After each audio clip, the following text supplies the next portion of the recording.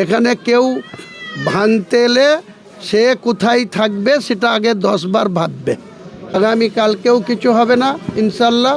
আর কর্মসূচি 10টা থেকে 1000 থেকে 1200 মানুষ যারা কোরআনের হাফেজ, কারি, মাওলানা, ইমাম এবং মুফতি, তারা এখানে 2 ঘন্টা কোরআন তেলাওয়াত করবে বাবরি মসজিদের উদ্দেশ্যে, এবং সেটা যাতে সহি সালামতে ভালোভাবে হয় সেটার জন্য। এবং কোরআন তেলাওয়াত শেষ করার পরেই এখানে 12:30 থেকে 1টার মধ্যে কাজ শুরু হবে। বহু মানুষ আশঙ্কা করছিলেন যে হুমায়ুন কবির বাবরি মসজিদ করবে কিনা জানি না, সেই সুযোগ এসে গেছে।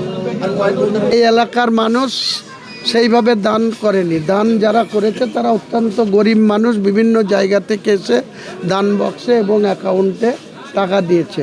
কিছু ব্যক্তি এটা প্রতিহিংসা পরায়ণ হয়ে মসজিদে দান না করার জন্য অভিষেক বন্দ্যোপাধ্যায় থেকে শুরু করে অধীর চৌধুরীরা এই মসজিদে দান না করার জন্য প্রকাশ্য এলান করেছিল, এবং কিছু মুসলিম ব্যক্তিও এই মসজিদের বিরোধিতা করছে। যারা তৃণমূল কংগ্রেসের সংগঠনের সঙ্গে যুক্ত আছে তারা এই মসজিদটা হোক তা তারা চায় না। কাজে আল্লাহ রাজি থাকলে সব কিছু ঠিকঠাক।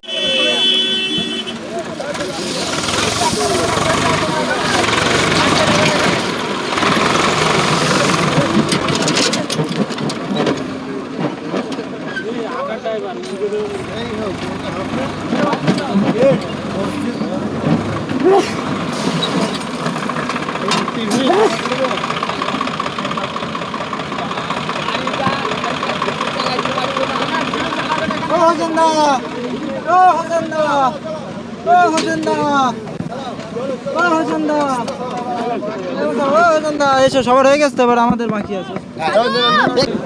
মানুষের উপরে কিউরিসিটি বা অবিশ্বাসের বাতাবরণ ছড়িয়ে দিচ্ছিল। এমনকি অভিষেক বন্দ্যোপাধ্যায়ও এখানে দান না করার জন্য প্রকাশ্য বলেছিল যে মসজিদ হবে না, মসজিদের পয়সা নষ্ট হবে, আপনারা ওখানে পয়সা দিয়েন না। এটা অভিষেক বন্দ্যোপাধ্যায়ের মতো অমুসলিমও মসজিদের বিরুদ্ধে বা এখানকার মুসলমান সম্প্রদায়ের মানুষকে প্রভাবিত করে দান না দেওয়ার জন্য বলেছিল। কিন্তু আল্লাহ যার পাশে সহায় থাকে, অভিষেক কেন কোনো ব্যক্তিই তার বিরোধিতা করে তাকে আটকাতে পারে না। এই যে আপনি যে জায়গায় বসে আছেন, আমরা যখন এসেছিলাম প্রথমে এক চিলতে জমি ছিল এবং চারদিকে পাশ দিয়ে ঘিরে দিয়েছিলেন। তারপরে এখন দেখলাম সেই সব জায়গায় মসজিদ হচ্ছে, ভিড় খোলা হচ্ছে, ম্যাজিকটাও ম্যাজিকের কিছু বিষয় না। মানুষ অর্থ দান করেছে, সেই অর্থ এবং নিজের ব্যবসার অর্থ পুরো লাগিয়ে দিয়ে এখানে মসজিদের কাজ বা জমি খরিদ করা হয়েছে। এবং আরও যেসব প্রজেক্ট হবে এখানে ইসলামিক ফাউন্ডেশনের উদ্যোগে এখানে মসজিদের পাশাপাশি এখানে 500 বেডের হসপিটাল হবে, 100 সিটের মেডিকেল কলেজ হবে, এবং এডুকেশন দপ্তরের ইউনিভার্সিটি কাম কলেজ হবে। এছাড়াও একটা 5 তারা হোটেল হবে। এসব পুরো 3 বছরের মধ্যে সব দেখতে পাবেন।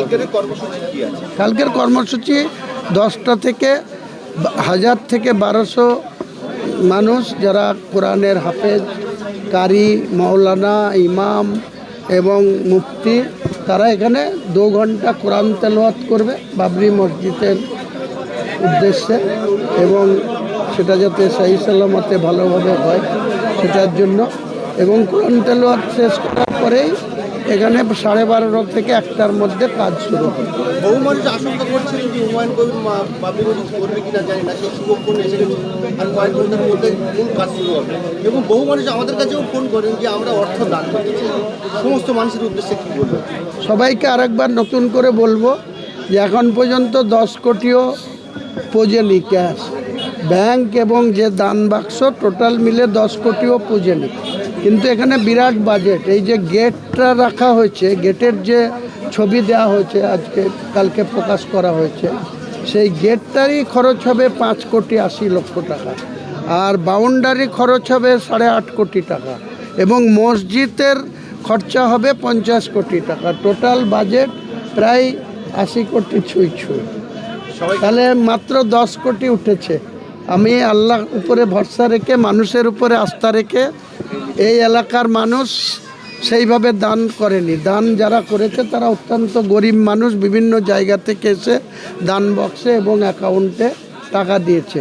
কিছু ব্যক্তি এটা প্রতিহিংসা পরায়ণ হয়ে মসজিদে দান না করার জন্য অভিষেক বন্দ্যোপাধ্যায় থেকে শুরু করে অধীর চৌধুরীরা এই মসজিদে দান না করার জন্য প্রকাশ্য এলান করেছিল, এবং কিছু মুসলিম ব্যক্তিও এই মসজিদের বিরোধিতা করছে। যারা তৃণমূল কংগ্রেসের সংগঠনের সঙ্গে যুক্ত আছে তারা এই মসজিদটা হোক, তা তারা চায় না। কাজে আল্লাহ রাজি থাকলে সব কিছু ঠিকঠাক আমরা হবে। সূত্র মারফত খবর পেয়েছিলাম যে আপনাকে বিভিন্ন ইস্যুতে ফাঁসানোর চেষ্টা করা হয়েছিল। আমি কলকাতা হাইকোর্টেই খবর করি, বিভিন্ন ইস্যু আমরা জানি। তারপরে দেখলাম যে আপনার মেয়ের বাড়িতে হানা দেওয়া হলো। মেয়ের বাড়িতে হচ্ছে, আমাকেও মারার জন্য সুপারি কিলার দেওয়া হয়েছে পুলিশের পক্ষ থেকে। দুঃখের বিষয়, যদি কোনো তৃণমূল পার্টি থেকে আমাকে খুন করার বরাত দিত তাহলে আমার এটা কিছু মনে হতো না।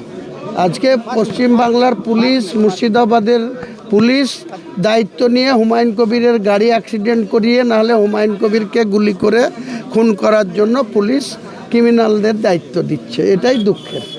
তিনটে মুখ্যমন্ত্রী নিশ্চয়ই আপনি দেখেছেন, জ্যোতি বসু, বুদ্ধদেব ভট্টাচার্য আর মমতা ব্যানার্জি। আমি আগে যাব না, আমার বয়স হতে হয়, কিছুটা হলেও পূরণ করছে। এই প্রসঙ্গে আপামর সংখ্যালঘু মুসলমানদের উদ্দেশ্যে কি বলবেন? বলবো শান্তিতে থাকতে, কারো প্রতি প্রতিহিংসা পরায়ণ কোনো কথা না বলতে, কাজ না করতে, সম্প্রীতি বজায় রাখার আমরা চেষ্টা করব। কেউ যদি সম্প্রীতি নষ্ট করার চেষ্টা করে তাদেরকে প্রথমে বুঝিয়ে বলার চেষ্টা করব, কিন্তু কেউ যদি আমাকে পাথর ছুঁড়ে, আমি তো তার জন্য রসগোল্লা ছুঁড়ব না, পাথরের জবাব পাথর দিয়েই দেবো। বাবরি যাত্রা করলে অনেকে বলছে এটা অশান্তি হতে পারে, মুর্শিদাবাদের কোনো জায়গায় বাবরি যাত্রা করে।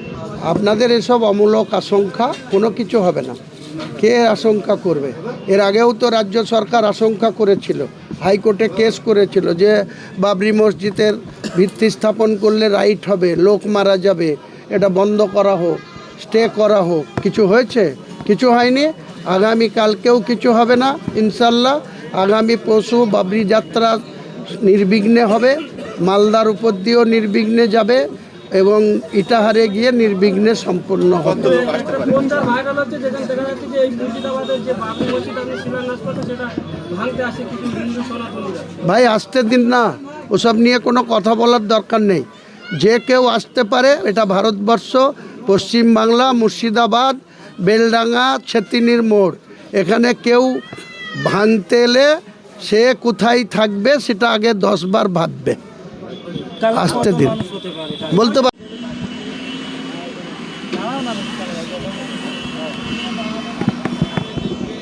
Check check